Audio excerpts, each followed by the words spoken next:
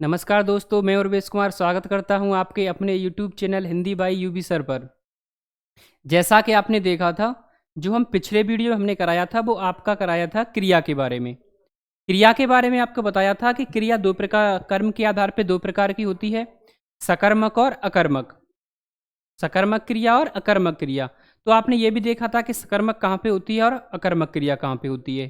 तो आज जो हम बात करने जा रहे हैं वो करने जा रहे हैं प्रयोग व संरचना के आधार पे। क्योंकि एक तो क्रिया आपकी अकर्मक और सकर्मक होती है, दूसरी का प्रयोग या संरचना के आधार पे होती है। तो बात करते हैं कि जो प्रयोग और संरचना के आधार पे होती है वो आपकी क्रिया कितने प्रकार की होती है। तो हम सबसे पहले बात करेंगे प्रयोग प्रयोग व संरचना के आधार पे।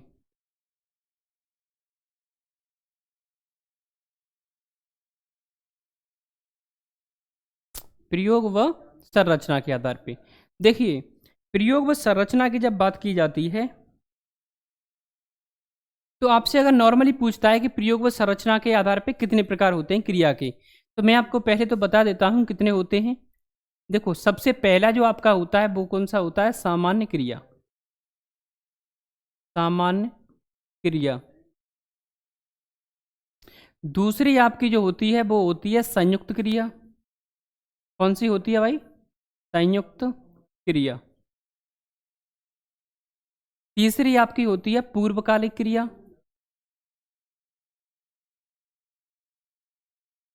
पूर्वकालिक क्रिया। चौथी आपकी कौन सी होती है? प्रेरणार्थक क्रिया। प्रेरणार्थक क्रिया। पांचवी आपकी होती है कौन सी? नाम धातु क्रिया। नाम धातु क्रिया। और छठवीं आपकी कौन सी होती है? कृदंत क्रिया। कृदंत क्रिया। सातवीं आपकी होती है सहायक क्रिया। सहायक क्रिया। और जो आठवीं होती है वो होती है कौन सी? आपकी सजातीय क्रिया। सजातीय क्रिया। अब देखिए, जो क्रिया मैंने आपको बताई है 8 वेद जिसके लिखे हैं, तो अगर देखो केवल प्रयोग की बात की जाती है कि प्रयोग के आधार पे क्रिया के कितने वेद होते हैं, फिर तो आपका आंसर होगा क्रिया के आधार पे कितने होते हैं, तो 8 होते हैं। फिर हम इन सबको जोड़ देंगे, 8 होते हैं। लेकिन जब बात केवल कहाँ पे की जाए? संरचना के आधार पे। अगर आपसे पूछता है, केवल संरचना के आधार पे पूछता है कि क्रिया के कितने वेद होते हैं, फिर आपका जो आंसर होगा वो होगा कितना? 5। फिर हम क्या करेंगे कि संयुक्त क्रिया से लेकर और कृदंत क्रिया तक, देखो 1 2 3 4 5, यानी संयुक्त क्रिया, पूर्वकालिक क्रिया, प्रेरणार्थक क्रिया, नाम धातु, कृदंत क्रिया, ये जो आपकी होती हैं ये होती हैं संरचना के आधार पे। अगर प्रयोग की बात की जाती है फिर ये आपकी कितनी होती हैं? 8 होती हैं। तो ये चीज आपको याद रहनी चाहिए कि अगर केवल प्रयोग की बात की जाती है तो 8 होती हैं, संरचना की बात की जाती है तो केवल 5 होती हैं। अब हम स्टार्ट करने जा रहे हैं आपकी सबसे पहला पॉइंट कौन सा? सामान्य क्रिया। देखो, इसमें जो आपकी मेन इंपोर्टेंट है वो आपकी एक तो है पूर्वकालिक, प्रेरणार्थक, नाम धातु और कृदंत। ये जो 4 क्रियाएं होती हैं, अधिकतर क्वेश्चन यहीं से आपके पूछे जाते हैं। जो सबसे ज्यादा क्वेश्चन पूछा जाता है वो आपका पूछा जाता है पूर्वकालिक से और नाम धातु क्रिया से। पूर्वकालिक क्रिया से और नाम धातु क्रिया से अधिकतम क्वेश्चन आपके पूछे जाते हैं।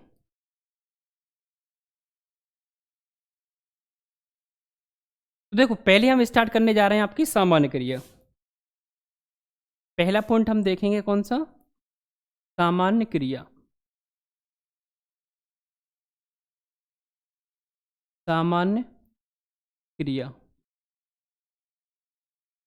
देखो, जब सामान्य क्रिया की बात होती है तो आपको पता है, आप इसको आराम से समझ सकते हो। इसमें कोई भी ज़्यादा आपकी ना डेफिनेशन है और ना आपको ज़्यादा समझने की इसमें ज़रूरत है, क्योंकि यहाँ से क्वेश्चन भी आपका पूछा नहीं जाता। बहुत ही जब ज़्यादा ही उसको सरल भाषा सरल बनाना हो क्वेश्चन, फिर आपसे पूछ सकता है कि सामान्य क्रिया कौन सी होती है, अन्यथा पूछता नहीं है। ठीक है, तो ये सामान्य क्रिया आपकी होती है। तो देखो, अगर परिभाषा की बात की जाए तो आप लिख सकते हो कि जिस वाक्य में एक क्रियापद हो, एक ही क्रियापद हो, एक ही क्रियापद हो, उसे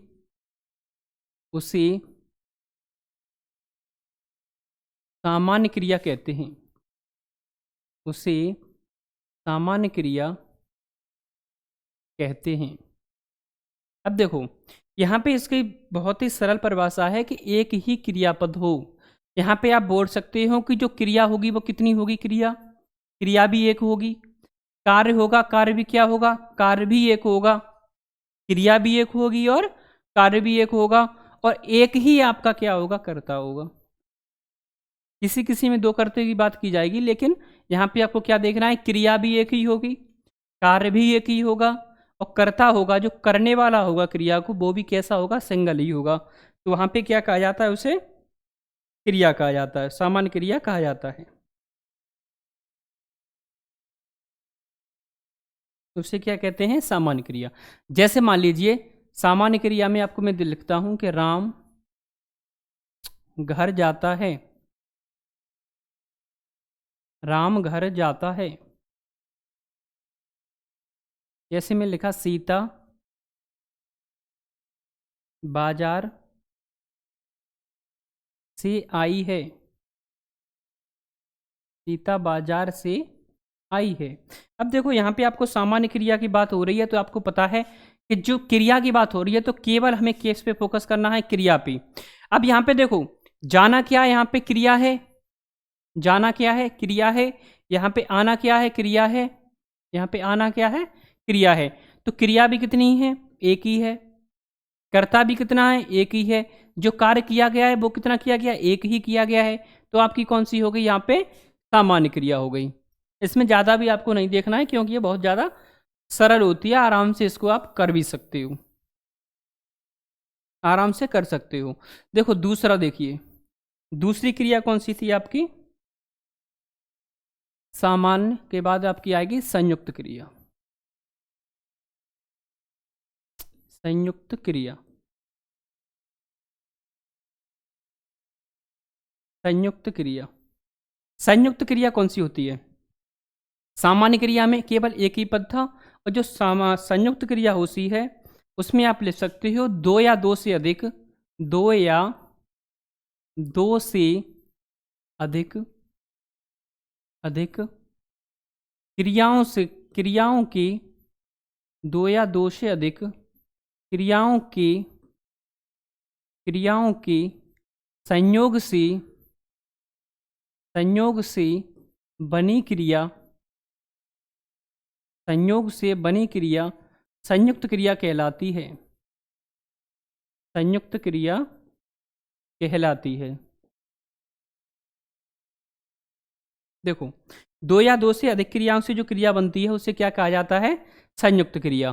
सामान्य क्रिया में आपको पता था कि सामान्य क्रिया में क्या था, सामान्य क्रिया में एक ही क्रियापद था और एक ही क्या था, एक ही कर्ता था। लेकिन जो आपकी संयुक्त क्रिया होती है इसमें क्या होता है, आपका संयुक्त क्रिया में जो क्रिया बनी होती हैं वो दो या दो से अधिक क्रियाओं से मिलकर बनी होती हैं। आप बोल सकते हो कि जो संयुक्त क्रिया बनती है तो भिन्नार्थक क्रियाओं से बनती है, लेकिन भिन्नार्थक क्रियाएं मिलकर एक क्रिया बन जाती हैं, उसी को आपको कहा जाता है संयुक्त क्रिया। क्या कहा जाता है, संयुक्त क्रिया। जैसे मैं एग्जाम्पल से आपको समझाता हूं, जैसे मैंने बोला मैंने खाना खा लिया है, मैंने खाना खा लिया है। अब यहाँ पे देखो एक हो गया आपका, दूसरा मैं बाकी यहाँ पे लिखता हूँ, दूसरा मैं आपको लिखता हूँ तुम घर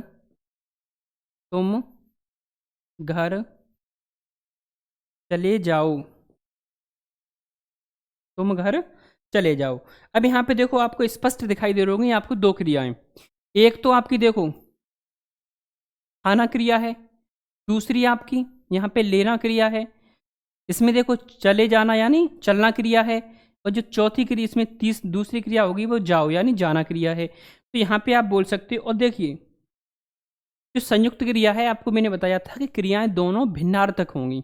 भिन्नार्थक का मतलब होता है दोनों क्रिया अलग अलग होंगी लेकिन दोनों मिलकर एक क्रिया बना रही होंगी। तो देखो खाना क्रिया अलग होती है, लेना क्रिया अलग है, यहाँ पे देखो चलना अलग है और यहाँ पे जाओ क्रिया कैसी है, अलग है।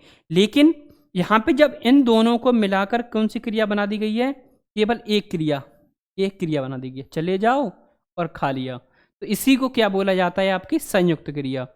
संयुक्त क्रिया की परिभाषा यही होती है कि जो दो भिन्नर्थक क्रियाएं होती हैं, जो अलग अलग क्रियाएं होती हैं, वो क्या करती हैं कि मिलकर एक क्रिया बन जाती हैं। उसी को क्या कहा जाता है, संयुक्त क्रिया कहा जाता है। ये पॉइंट भी आप अच्छे से समझ गए होगी।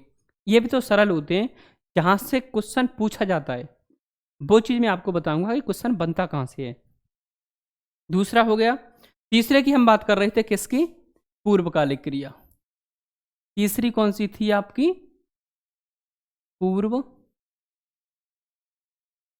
पूर्वकालिक क्रिया। हम बात कर रहे हैं किसकी, पूर्वकालिक क्रिया। अब पूर्वकालिक क्रिया आपको देखो नाम से ही समझ में आ गया होगा कि पूर्वकालिक यानी पहले की क्रिया। पूर्व माने पहले, पूर्व माने पहले। तो आपको यहाँ पे समझ में आ गया होगा कि पूर्वकालिक क्रिया कैसे कहते हैं, यानी पहले की क्रिया। तो जो पहले की क्रिया होती है उसी क्या कहा जाता है, पूर्वकालिक। यहाँ पे आप ऐसे समझ सकते हो कि जो पूर्वकालिक क्रिया होती है, जो पूर्वकालिक क्रिया होती है, तो कर्ता दो कार्य करेगा। कर्ता क्या करता है, कर्ता के द्वारा क्या किया जाता है, दो क्रियाएं की जाती हैं। कितनी क्रियाएं की जाएंगी, दो क्रियाएं की जाएंगी। एक क्रिया, दूसरी क्रिया। जो पहली क्रिया होगी, कर्ता जो पहली क्रिया करेगा, उसके बाद उस क्रिया को क्या करेगा, समाप्त कर देगा। इस क्रिया को समाप्त करने के बाद दूसरी क्रिया को क्या करूँगा, स्टार्ट कर देगा। यानी पहली क्रिया, कर्ता दो क्रियाएं करता है पूर्वकालिक में। पहले वाली जो क्रिया होती है उसे क्या करेगा, उसे समाप्त करेगा। और दूसरी जो क्रिया होगी उसे क्या करेगा, उसे स्टार्ट करेगा, उसकी शुरुआत करेगा। जो आपकी दूसरी क्रिया होगी और जो पहली क्रिया समाप्त हो चुकी है, हमेशा पूर्वकालिक क्रिया किसमें होती है, जो क्रिया समाप्त हो चुकी होती है। आप बोल सकते हो कि कर्ता के द्वारा दो क्रियाएं की जाएंगी, जिसमें कर्ता पहली क्रिया जो क्रिया समाप्त करेगा उसमें आपकी कौन सी होगी, पूर्वकालिक क्रिया होगी। और जो क्रिया स्टार्ट करेगा उसमें आपकी पूर्वकालिक क्रिया नहीं होगी। पूर्वकालिक का मतलब ही क्या है, पहले वाली क्रिया। पूर्वकालिक का क्या मतलब है, पहले वाली क्रिया। उसी को कहा जाता है क्या, पूर्वकालिक क्रिया। परिभाषा की बात की जाए तो मैं इस पर लिख देता हूं। आप यहां पे आप लिख सकते हो कि जब कर्ता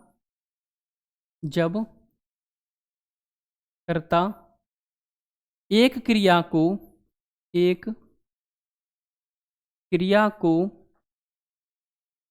क्रिया को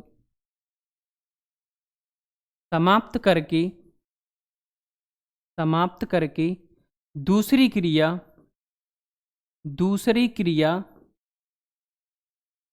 शुरू कर देता है। यानी दूसरी क्रिया क्या कर देता है, शुरू कर देता है, तो पहली वाली क्रिया में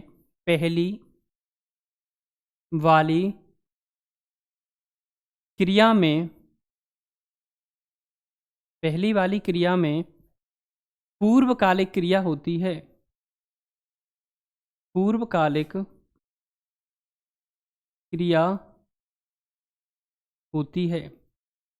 अब देखो, यही चीज मैंने आपको भी समझाई थी कि जो क्रिया होती है पूर्वकालिक क्रिया, जो कर्ते द्वारा जो दो क्रियाएं की जाती हैं, तो जो पहले वाली क्रिया होती है हमेशा पूर्वकालिक क्रिया किसमें होती है, जो क्रिया पहले होगी। ठीक है, तो उसमें आपकी कौन सी होगी, पूर्वकालिक क्रिया होगी।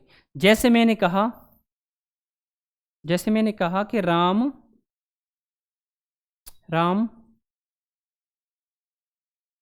भोजन करके या कर भोजन करके चला गया। दूसरा मैं लिखता हूं, राजेंद्र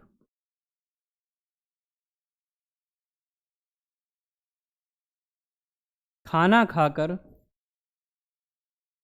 सो गया। राजेंद्र खाना खाकर सो गया। अब यहाँ पे आप एक चीज देख रहे होगे, यहाँ पे दिख रहे होगे कि आपको दो क्रिया दिखाई दे रही होगी। देखो, एक तो राम ने क्या किया है, भोजन किया है। दूसरा क्या, दूसरी क्रिया को यह चला गया है। इसमें देखो राजेंद्र है, उसने क्या किया, पहली क्रिया खाना खाया है, दूसरी क्रिया की है सोने की। यानी यहाँ पे भोजन करने की पहली क्रिया है और जाने की दूसरी क्रिया है। जाने की कौन सी है, दूसरी क्रिया है। यहाँ पे देखिए राजेंद्र वाले में खाना खाना पहली क्रिया है और यहाँ पे सो जाना कौन सी है, दूसरी क्रिया। अब मैंने आपको बताया था कि पहली क्रिया, जो क्रिया पहले समाप्त होती है और उसके बाद जो कर्ता दूसरी क्रिया शुरू करता है, तो जो पहले वाली क्रिया होती है उसमें हमेशा पूर्वकालिक क्रिया होती है। तो आपसे पूछेगा कि यहाँ पे बताइए कि पूर्वकालिक क्रिया किस में है। तो यहाँ पे देखिए भोजन करके, तो यहाँ पे किस में है, करके, यानी भोजन कर कर। यहाँ पे देखिए किस में है पूर्वकालिक क्रिया, कौन सी है, खाकर। यहाँ पे करना और यहाँ पे खाकर, यानी खाना। तो आप बोलोगे कि जो पूर्वकालिक क्रिया है वो किसमें, यहाँ पे खाकर में, यहाँ पे करने में है। ठीक है, क्योंकि राम भोजन करके चला गया और राजेंद्र खाना खाकर सो गया। जो राजेंद्र ने पहले क्रिया कौन सी की, राजेंद्र ने जो पहले क्रिया क्या की, पहले क्रिया उसने की है सोने की। कौन सी की है, राजेंद्र ने जो पहले क्रिया की है वो क्या किया है, खाने की, सॉरी, खाना खाया है उसने, खाना खाया। तो ये कौन सी हो गई, बाकी उसकी पहली क्रिया होगी, यानी फर्स्ट क्रिया हो गई। और दूसरी क्रिया की है सोने की, यानी सोया है, सोना क्रिया है दूसरी। तो दूसरी क्रिया कौन सी हो गई आपकी, सोना हो गई। लेकिन जो पहले क्रिया कौन सी की है, खाने की, उसके बाद ही तो सोया है, उसके बाद ही तो सोया है। तो जो पूर्वकालिक क्रिया होगी वो किस में होगी, यहाँ पे होगी खाकर में, यहाँ पे करने में होगी। कुछ भी नहीं है, सिर्फ इतना आपको देखना है। जो पूर्वकालिक क्रिया होती है वो किसमें होती है आपकी, जो क्रिया समाप्त हो चुकी होती है उसमें आपकी पूर्वकालिक क्रिया होती है। हमेशा ये चीज़ आप याद रखोगे। तीसरी क्रिया की बस स्टार्ट करते हैं हम। तीसरा हो गया। चौथा देखिए, चौथा कौन सा था आपका, प्रेरणार्थक, प्रेरणार्थक क्रिया, प्रेरणार्थक क्रिया। अब देखो, प्रेरणार्थक क्रिया आपको यहां से ही समझ में आ जाएगा कि प्रेरणार्थक क्रिया किसे कहते हैं। प्रेरणार्थक क्रिया, प्रेरणार्थक का मतलब ही होता है किसी को प्रेरित करना, यानी कार्य करने के लिए प्रेरित करना, उसे प्रेरणा देना। तो वही क्रिया आपकी क्या कहलाती है, प्रेरणार्थक क्रिया कहलाती है। जैसे मान लीजिए मैंने बोला मैं आपसे लिखवाता हूँ, मैं आपसे लिखवाता हूँ, मैं आपसे खाना बनवाता हूँ, मैं बोला मैं आपसे सफाई करवाता हूँ। मतलब कार्य को मैं स्वयं नहीं कर रहा हूँ लेकिन आपसे करवा रहा हूँ, या आपको प्रेरित कर रहा हूँ करने के लिए। तो वहाँ पे जहाँ पे प्रेरित किया जाए, जो कर्ता स्वयं कार्य न करके किसी और पे कराए या किसी और को प्रेरित करे करने के लिए, तो वहीं पे आपकी कौन सी होती है, प्रेरणार्थक क्रिया होती है। कौन सी क्रिया होती है आपकी, प्रेरणार्थक क्रिया होती है। कहाँ पे होती है, जहाँ पे कर्ता स्वयं कार्य न करके किसी और को प्रेरित करे करने के लिए। या आप बोल सकती हो, परिभाषा की बात की जाए, चलो मैं शॉर्ट में लिख देता हूँ, कर्ता, कर्ता स्वयं कार्य न करके, स्वयं कार्य न करके दूसरों को, दूसरों को करने के लिए प्रेरित करता है, दूसरों को करने के लिए प्रेरित करता है, उससे क्या कहा जाता है, उसे प्रेरणार्थक क्रिया कहा जाता है। प्रेरणार्थक क्रिया कहा जाता है। प्रेरणार्थक क्रिया कहाँ कहा जाता है, जहाँ पे कर्ता स्वयं कार्य नहीं करता है, क्या करता है, वो दूसरों से कार्य करवाता है, उसी को क्या कहा जाता है आपका, प्रेरणार्थक क्रिया। प्रेरित, प्रेरित करे, यानी प्रेरणार्थक क्रिया किसे कहेंगे, जहाँ पे कर्ता स्वयं कार्य न करके किसी और पे करवाए, वहाँ पे आपका क्या कहा जाता है, प्रेरणार्थक क्रिया। जैसे देखिए एग्जाम्पल से समझते हैं।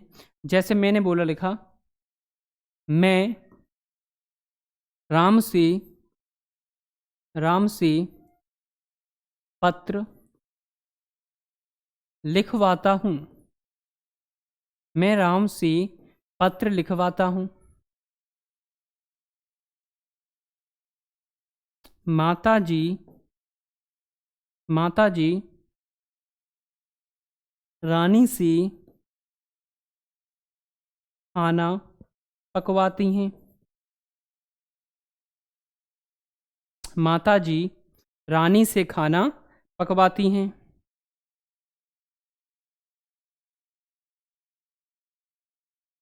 अब देखिए, अब यहाँ पे आप समझ रहे होगे कि यहाँ पे कर्ता कितना है। कर्ता की बात की जाए, देखो यहाँ पे मैं करता हूँ, कर्ता कौन हूँ मैं, यहाँ पे कर्ता कौन है, माता जी कर्ता है। लेकिन अगर बात की जाए कि यहाँ पे कर्ता दो भी हो सकते हैं, कैसे हो सकते हैं देखिए, क्योंकि मैं राम से पत्र लिखवाता हूँ, मैं तो हूँ प्रेरित करने वाला, तो आप बोल सकते हो कि मैं प्रेरणार्थ करता हूँ या प्रेरित करता बोल सकते हो, क्योंकि मैं तो बोल रहा हूँ। लेकिन जो कार्य को संपन्न कर रहा है वो कौन कर रहा है, यहाँ पे रानी कर रही है, यहाँ पे राम कर रहा है, वहां पे राम कर रहा है। तो करने वाला कर्ता की पहचान क्या होती है कि जो कार्य को करे, जो कार्य को करने वाला होता है वही आपका क्या होता है, कर्ता होता है। तो यहाँ पे देखो बात आती है कि राम भी तो कर्ता हो सकता है, रानी भी कर्ता हो सकती है, यहाँ पे हो सकती है कि नहीं हो सकती, बिल्कुल हो सकती है, क्योंकि माता जी जो हैं वो रानी से खाना पकवा रही हैं, लेकिन कार्य को जो संपन्न कर रहा है वो कौन कर रहा है, रानी। लेकिन आप यहाँ पे एक चीज देखोगे कि जो मेन कर्ता यानी प्रधान कर्ता माना जाएगा वो माता जी माना जाएगा, यहाँ पे मैं माना जाएगा। लेकिन कर्ता ने कर्म को कर्ण से दूसरों से द्वारा किया जा रहा है, यहाँ करवाया जा रहा है, तो यहाँ कर्ण से भी हो सकता है, ठीक है। तो यहाँ पे केवल आपको क्या करना है, आपको ये चीज याद रखनी है कि जब कर्ता स्वयं कार्य न करके किसी और पे कार्य को कराए तो वहां पे आपकी कौन सी होती है, प्रेरणार्थक क्रिया होती है। अब यहाँ पे देखो मैं राम से पत्र लिखवाता हूँ, कार्य को मैं नहीं कर रहा हूँ, जो ये क्रिया हो रही है लिखवाने की वो लिख कौन रहा है, राम। लेकिन राम से लिखवाया किसने है, मैंने लिखवाया है। यहाँ पे देखिए खाना जो पकाया जा रहा है वो कौन पका रहा है, खाना रानी। लेकिन पका क्यों रही है, क्योंकि माता जी ने कहा है, माता जी के कहने पर रानी खाना पका रही है। और जो पत्र लिखा जा रहा है वो राम लिख रहा है, लेकिन किसके कहने पर, मेरे कहने पर, ठीक है। तो यहाँ पे कार्य को ना तो माता जी कर रही है ना मैं कर रहा हूँ, ठीक है। यहाँ पे क्या कर रहा है, राम पत्र लिख रहा है और रानी खाना बनवा रही है। जैसे हमने देखा था पहले के जो राजा महाराजा होते थे, राजा महाराजा थे खुद ये लड़ने बहुत कम जाते थे, क्या करते अपने सेनापतियों को भेजते थे, अपने सेनापति को भेजते थे, अपनी सेना को भेजते थे, उसमें जो और राजा बैठे होते थे सभा में उनको भेजते थे, उनसे कार्य कराते थे। लेकिन नाम किसका होता था, तो उसमें मेन रोल किसका रहता था, राजा का ही रहता, उसको राजा का रहता था। क्योंकि राजा का रहता था क्योंकि वो केवल उनको बोलता था, प्रेरित करता था, यानी उनसे कार्य को करवाता था। लेकिन मेन करता क्या था, मेन करता उसमें राजा। तो यहाँ पे जो आपका प्रधान होता है वो ये है, दोनों प्रधान हैं, लेकिन कार्य को प्रेरित करवा रहे हैं, दूसरे पे कार्य को करवा रहे हैं।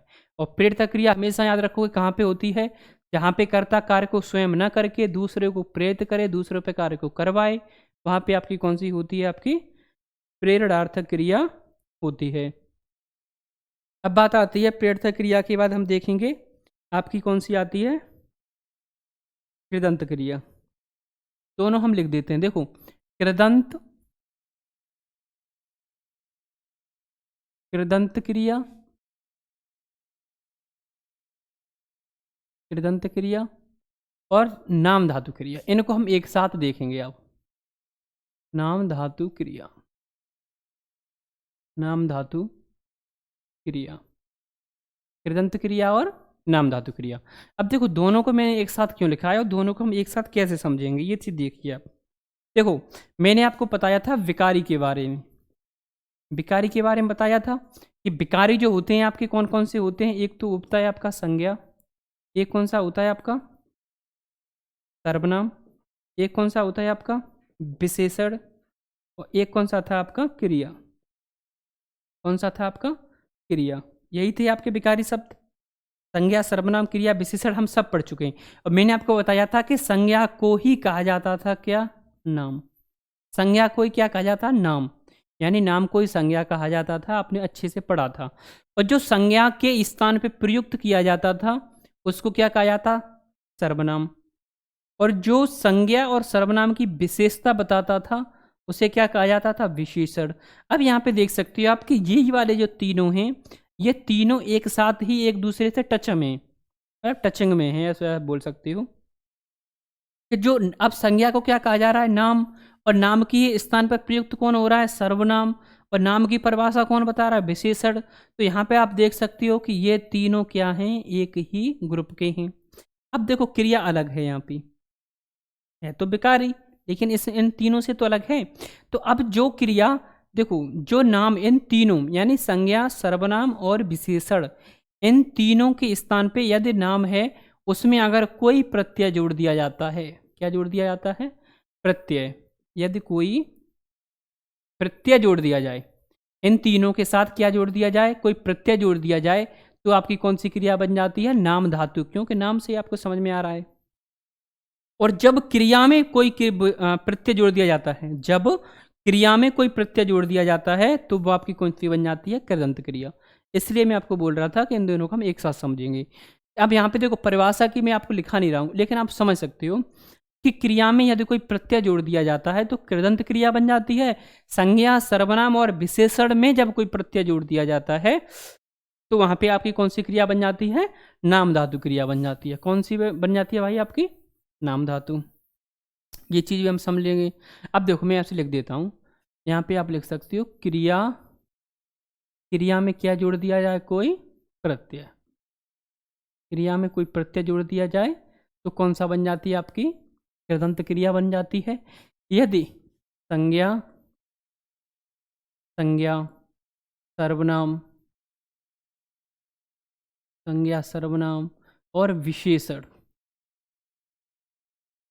और विशेषण, यदि इनमें प्रत्यय जोड़ दिया जाए, क्या जोड़ दिया जाए? आपका कोई प्रत्यय जोड़ दिया जाए, तो ये कौन सी बन जाती है? आपकी नाम धातु क्रिया बन जाती है। कौन सी बन जाती है? नाम धातु। जैसे मान लीजिए मैंने यहाँ पे एक क्रिया ली, चल। अब देखिए एक चीज़ और आप यहाँ पे समझ लीजिए ना, आप बोलोगे चल क्या है? जो क्रिया होती है, क्रिया, मैंने आपको बताया था कि संस्कृत में इसी को क्या कहा जाता है? धातु। जो आपकी मूल भाषा संस्कृत थी, उसमें क्रिया को क्या कहा जाता था? धातु कहा जाता था। और हिंदी में से क्या कहा जाता है? क्रिया। और धातु का मतलब क्या होता है? जहाँ से जिस शब्द की उत्पत्ति हुई है उसी को कहा जाता है धातु। और ये चीज़ मैंने आपको पिछली वीडियो में बताई भी थी यार, आप देख भी सकते हो। देखो यहाँ पे चल है, चल धातु है। क्या है आपकी? चल धातु है। जैसे मैंने लिखा लिख धातु, लिख धातु यानी लिख से लिखना। तो अब इसमें आप क्या जोड़ोगे? आपने क्या किया? नाम प्रत्यय जोड़ दिया ना, तो आप क्या बोलोगे? चलना, चलना हो गया। आपने क्या किया? चल में, चल में कर प्रत्यय जोड़ दिया, तो यहाँ पे आप क्या लिख सकते हो? चल कर, चल कर। यहीं पे आपने ता प्रत्यय जोड़ दिया, तो आप क्या करोगे? चलता। प्रत्यय तो जोड़ते जा रहे हैं, ऐसे ही मैंने इसमें ता जोड़ा, तो आप क्या करोगे? लिखना, लिखना। ता प्रत्यय जोड़ दोगे तो क्या करोगे? लिखता। क्या करोगे? लिखता। कर प्रत्यय जोड़ दो तो क्या लिखोगे? लिख कर, लिख कर, लिख कर।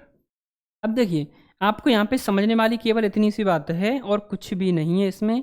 केवल आपको क्या देखना है कि यदि कोई क्रिया है, यदि कोई क्रिया है और क्रिया में क्या किया गया है? कोई प्रत्यय जोड़ दिया गया है, यानी क्रिया में कोई भी प्रत्यय जुड़ा है क्रिया के साथ, तो आपकी कौन सी क्रिया है? कृदंत क्रिया है।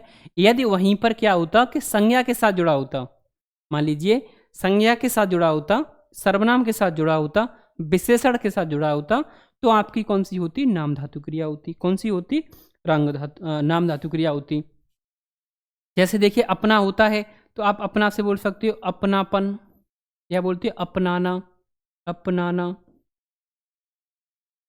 जैसे रंग होता है, आपको पता है रंग विशेषण है, तो आप बोल सकते हो रंगना, रंगाना। ये सब क्या है? आपकी नाम धातु क्रिया है। जैसे आपका हाथ है, तो हाथ से आप क्या बोल सकते हो? हथियाना, हथियाना। बात से क्या बोल सकते हो? वत्याना।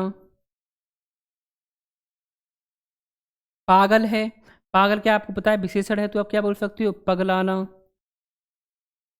पागलाना। यहाँ पे लिखोगे पगलाना, यानी पगलाना। यहाँ पे प्रत्यय कौन सा जोड़ा है? हमने आना प्रत्यय जोड़ दिया है। कौन सा? आना प्रत्यय। तो आपको देखो यहाँ पे आपको ज़्यादा सोचने समझने की भी ज़रूरत नहीं है।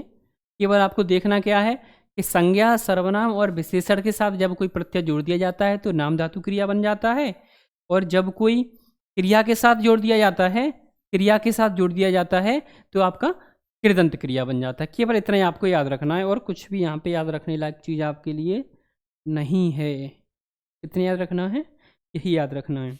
अब देखो, अब है आपकी सातवीं कौन सी है, सहायक क्रिया।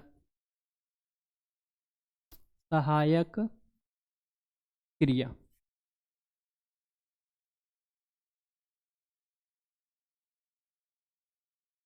सहायक क्रिया, देखो सहायक क्रिया कौन सी होती है, आपको मैं एक नॉर्मली भाषा में समझाता हूँ। जो सहायक क्रिया होती है यानी सहायक से ही आप समझ गए होगे कि सहायता करने वाली। एक मिनट रुकिए दोस्त।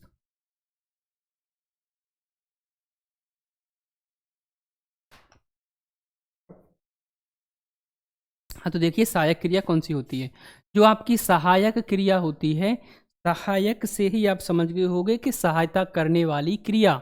अब बात आती है कि ये सहायता करती किसकी है, सहायक क्रिया है तो ये सहायता करेगी किसकी, तो किसकी सहायता करेगी, जो आपकी मूल क्रिया होगी उसकी सहायता करेगी।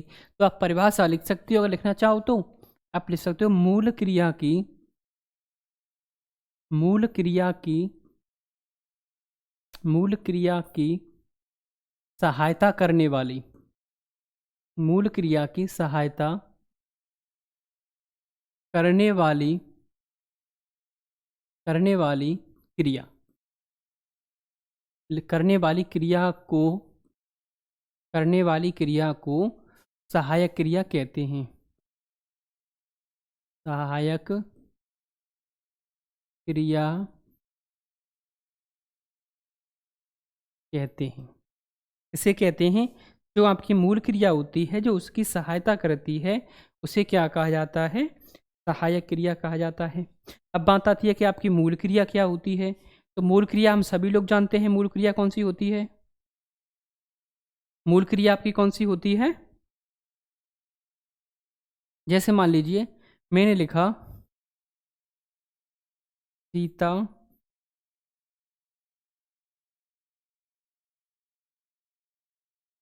सीता स्कूल जाती है, राम घर से भाग गया, राम घर से भाग गया है, राम घर से भाग गया है। अब देखिए मूल क्रिया यहाँ पे आपकी क्या है, जाना। मूल क्रिया यहाँ पे क्या है, जाना। यहाँ पे मूल क्रिया यानी भाग गया यानी भागना, कौन सी है, भागना।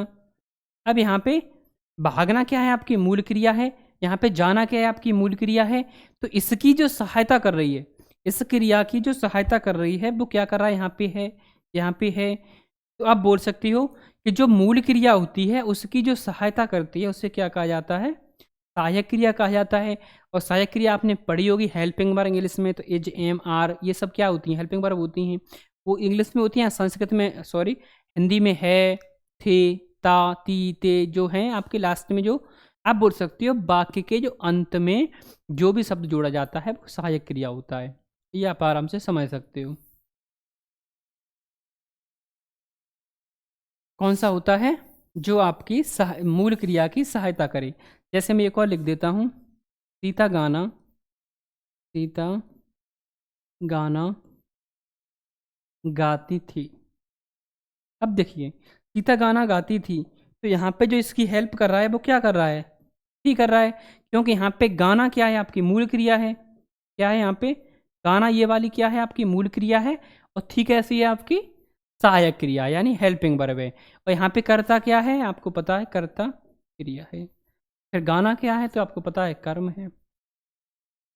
ठीक है, तो ये चीज़ आपको याद रखनी चाहिए कि जो सहायक क्रिया, ये आपसे पूछता भी नहीं ज़्यादा, अगर पूछ भी लेता है तो आप आराम से कर सकते हो। बाकी में जो सबसे अंत में आपको है, थे, थी ये सब दिखाई दें तो वो सहायक क्रिया होते हैं। कौन से होते हैं, आपके सहायक क्रिया होते हैं। तो यहाँ पे आपको इतना सोचने की ज़रूरत नहीं है।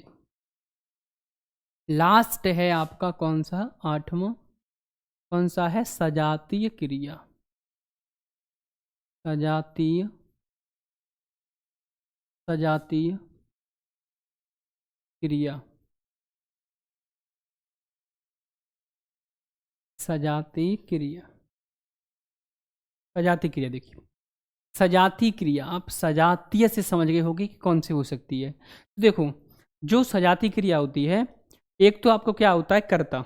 वाक्य में समझिए, एक तो आपका क्या होगा, कर्ता होगा। दूसरा आपका क्या होगा, सॉरी, कर्म होगा। तीसरी आपकी क्या होती है, क्रिया होती है। तीसरी क्या होती है, आपकी क्रिया होती है। अब जो क्रिया और कर्म, देखो कर्ता से यहाँ पे कुछ नहीं है। जो क्रिया और कर्म, जो क्रिया और कर्म दोनों ही एक ही धातु से बने हों, दोनों ही क्या हो, एक ही धातु से बनी हो। जैसे मैंने आपको बताया, अभी बताया था कि चल धातु है। चल क्या है, यहाँ पे धातु है। यहाँ पे पी धातु है, यानी पीनक, जो आपका बनता है पीना। विभक्कर, जो कुछ भी बनता है वो पी धातु से बनता है। तो जो धातु होगी आपकी, जो क्या होगा, जो धातु होती है, तो कर्म और क्रिया एक ही धातु से बने हों। जहाँ पे कर्म और क्रिया एक ही धातु से बने हों, वहाँ पे आपकी कौन सी होती है, सजाती क्रिया होती है। कौन सी होती है, सजाती क्रिया। अब देखो, मैं आपको परिभाषा की बात की जाए तो आपको यहाँ पे लिख देता हूँ। जो क्रिया, जो क्रिया, नहीं ऐसे लिखिए कि एक ही धातु से, एक ही धातु से बने, एक ही धातु से बने कर्म और क्रिया, एक ही धातु से बने कर्म और क्रिया को, कर्म और क्रिया को सजाती क्रिया कहते हैं। सजातीय क्रिया कहते हैं। देखो, जहाँ पे कर्म और क्या हो, आपकी जो क्रिया है वो कैसे हो, एक ही धातु से बने हो, कर्म और क्रिया दोनों। यानी कर्म और क्रिया जहाँ पे एक ही धातु से बने होते हैं, वहाँ पे क्या कहा जाता है, सजाती कहा जाता है। क्या कहा जाता है, सजाती क्रिया कहा जाता है। अब देखिए, जैसे मैं लिखा, सीता ने, सीता ने खाना खाया। सीता ने खाना खाया। दूसरा मैं लिखता हूँ, राम ने लड़ाई लड़ी। राम ने लड़ाई लड़ी। अब यहाँ पे देखो, खाना क्या है, खा क्रिया है, कौन सी है, खा। खा क्या है, यहाँ पे धातु है। यहाँ पे देखो, लड़ाई और लड़ी, यहाँ पे कौन सी है आपकी, लड़ धातु है। कौन सी है, लड़ धातु है। तो यहाँ पे आप देखो, आपको क्या देखना है कि यहाँ पे लड़ धातु है दोनों। ये लड़ाई क्या है, आपका कर्म है। लड़ाई क्या है, कर्म है। क्योंकि राम के द्वारा जो कार्य किया गया है वो क्या किया गया, लड़ाई लड़ना किया गया है। लेकिन उसका जो रिजल्ट था वो क्या था, लड़ाई। अब देखो, लड़ाई आपका कर्म है, और जो लड़ी ये क्या है, आपकी क्रिया है। क्या है, क्रिया है। और यहाँ पे आपको दिखाई दे रहा होगा क्या, यहाँ पे देखो आपको एक चीज दिखाई दे रही होगी, ये चीज आपको दिखाई दे रही है कि जो लड़ और यहाँ पे लड़ाई, देखो दोनों में लड़ दिखाई दे रहा है। अगर आप देखोगे तो आप उसको नहीं समझ पा रहे हो कि हम कैसे समझें, तो केवल इतना समझो कि यहाँ पे लड़ आपको दिखाई दे रहा है, यहाँ पे देखो खा दिखाई दे रहा है, यहाँ पे भी खा दिखाई दे रहा है। तो इसका मतलब क्या है कि कर्म और क्रिया दोनों ही एक ही धातु से बने हुए हैं। यहाँ पे लड़ धातु, यहाँ पे खा धातु। ये समझ गए होगे आप। जो कर्ता है, जो कर्ता ने दो कार्य किए, मतलब जो कर्म और क्रिया है, तो एक तो देखो कर्म ये रहा आपका, क्रिया ये रही। कर्म क्या है, खाना, और यहाँ पे क्या है, खाना। खाना खाना आपका कर्म, वो क्रिया है, सॉरी। तो अब देखो, यहाँ पे देखो, आप केवल इतना देख लो कि यहाँ पे भी खा है, यहाँ पे भी खा है, यहाँ पे लड़ दिखाई दे रहा है, यहाँ पे भी आपको लड़ दिखाई दे रहा है। तो यहाँ पे जो कर्म और क्रिया बने हैं वो किससे बने हैं, एक ही धातु से बने हैं। तो यहाँ पे आपकी सजाती क्रिया होती है। यहाँ पे आपको देखो, ज़्यादा यहाँ से भी क्वेश्चन नहीं पूछे जाते हैं। मैंने आपको बताया था कि अधिकांश जो क्वेश्चन पूछे जाते हैं वो कहाँ से पूछे जाते हैं। तो मैं ये आपको दोबारा से रिपीट कर देता हूँ। देखिए, मैं आपको दोबारा से पूरा रिपीट कर रहा हूँ, आप समझना अच्छे से। 2 मिनट में आप इसको समझ जाओगे, फिर आपका गलत नहीं होगा। देखिए, सामान्य क्रिया, संयुक्त क्रिया, पूर्वकालिक क्रिया, इंपॉर्टेंट आपकी पूर्वकालिक क्रिया, प्रेरणता क्रिया, नाम धातु क्रिया और कृदंत क्रिया। ये आपके इंपॉर्टेंट है मेन, बाकी आप इसमें से देख सकते हो। हाँ, अगर आपसे ये भी पूछ लेता है, यूपीएससी में पूछा गया कि संयुक्त क्रिया कितने प्रकार की होती है, तो ये चीज़ आप अपने कहीं नोट कर लेना कि जो संयुक्त क्रिया होती है वो 11 प्रकार की होती है। यूपीएससी में ये पूछा था, इससे मुझे याद आ गया कि जो संयुक्त क्रिया होती है वो कितनी होती है आपकी, 11 प्रकार की होती है। ये चीज़ भी आपको नोट करनी है, ठीक है। संयुक्त क्रिया 11 प्रकार की होती है। प्रकारों की बात की जाए कौन कौन सी होती है, तो उसमें आपको इतना डीपली जाने की जरूरत नहीं है, ऐसा कुछ उसमें पूछता नहीं है। अब समझिए, देखो सामान्य क्रिया, एक ही क्रिया, एक ही कार्य, एक ही कर्ता, कौन सी है सामान्य क्रिया। संयुक्त क्रिया दो क्रियाएं हों, कर्ता एक, कार्य एक, लेकिन क्रियाएं कितनी, दो क्रियाएं। जहाँ पे दो क्रियाएं मिलकर एक क्रिया बन जाए वहाँ पे आपकी कौन सी होती है, संयुक्त क्रिया होती है। कौन सी होती है आपकी, संयुक्त क्रिया होती है। और तीसरी आपकी थी पूर्वकालिक क्रिया। पूर्वकालिक क्रिया में क्या होता है कि दो क्रियाएं होती हैं। कितनी क्रियाएं होती हैं पूर्वकालिक में, दो क्रियाएं होंगी। कर्ता पहली क्रिया को समाप्त करके दूसरी क्रिया स्टार्ट कर देता है। आप बोल सकते हो कि इसमें आपको देखने को मिलेगा क्या, कर। क्या देखने को मिलेगा, कर। जैसे खा कर, सो कर, पढ़ कर, लिख कर, ये सब जहाँ पे भी आपको क्या दिखाई दे जाए, कर दिखाई दे जाए। जहाँ पे भी आपको कर दिखाई दे जाए हमेशा कौन सी क्रिया होती है आपकी, पूर्वकालिक क्रिया होती है। जहाँ पे भी आपको कर दिखाई दे क्रिया कौन सी होगी आपकी, पूर्वकालिक क्रिया। ये भी आप नोट कर सकते हो शॉर्ट में समझने के लिए कि जो कर दिखाई दे आपको तो वो क्रिया कौन सी होती है आपकी, पूर्वकालिक क्रिया। कौन सी होती है, पूर्वकालिक। यहाँ पे था आपका प्रेरणार्थक। जहाँ पे कर्ता कार्य स्वयं न करके, किसी दूसरे को क्या करे, करने के लिए प्रेरित करता है, तो उसे क्या कहा जाता है, उसे सामान्य क्रिया कहा जाता है। कौन सी क्रिया कहा जाता है उसे, सामान्य क्रिया, प्रेरित क्रिया। कर्ता स्वयं कार्य न करके दूसरों पे कराता है, उसे प्रेरणार्थक क्रिया कहते हैं। और नाम धातु क्रिया किसे कहते हैं, जहाँ पे संज्ञा, सर्वनाम और विशेषण में यदि कोई प्रत्यय जोड़ दिया जाता है तो आपकी नाम धातु क्रिया बन जाती है। जब कोई क्रिया में प्रत्यय जोड़ दिया जाता है तो कृदंत क्रिया बन जाती है। जो मूल क्रिया की सहायता क्रिया करती है उसे सहायक क्रिया कहते हैं। जहाँ पे एक ही धातु से क्रिया और कर्म बने वहाँ पे सजाती क्रिया कहते हैं। ये चीज़ आप अच्छे से आप समझ गए होंगे। और क्रिया वाला टॉपिक आपका कंप्लीट हो गया है। और नेक्स्ट टॉपिक हम स्टार्ट करेंगे, कोई अच्छा टॉपिक स्टार्ट करेंगे जहाँ से आपके क्वेश्चन बनते हैं। तो आज के लिए हम वीडियो को यहीं तक रखते हैं। आज की वीडियो हम यहीं तक रखेंगे और तब तक के लिए सभी दोस्तों को राधे राधे, बाय बाय।